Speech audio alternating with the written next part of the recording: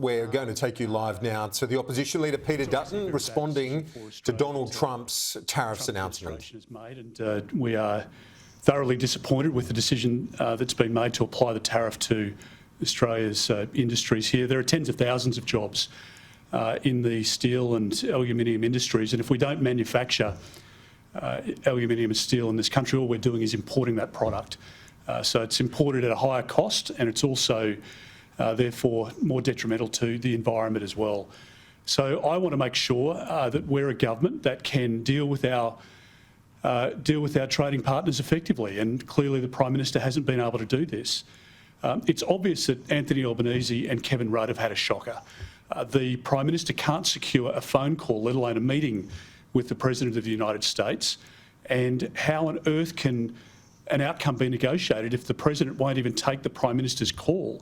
So it's not just Australians who see the Prime Minister as weak and incompetent, it's our trading partners as well. And the sad reality is, because of the Prime Minister's inability to deal with this issue, Australian jobs are at risk and Australian industry is at risk. And the Prime Minister needed to get this right, and he didn't. This Prime Minister has made our country less safe. The Prime Minister says that we live in the most precarious period since the end of the Second World War. He's made economic decision after economic decision, which has driven up the cost of groceries. Their energy policy is a disaster. And now it turns out that he can't even get a phone call with the President of the United States. This is a bad day for Australia.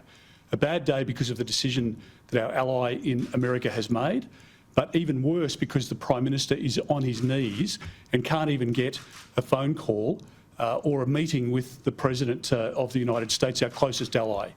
And I think it says something about the Prime Minister's inability to govern. And Australians just can't afford 3 more years of this.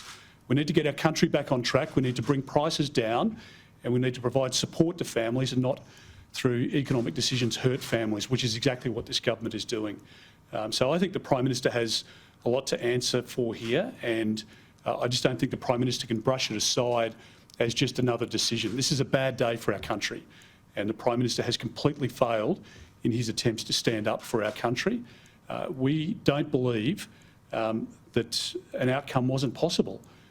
We negotiated an outcome with America when the coalition was in government in 2018, and this Prime Minister has failed to do it because the President won't even take a call, won't even grant a meeting with Anthony Albanese. And it shows how incompetent and how hopeless this Prime Minister is.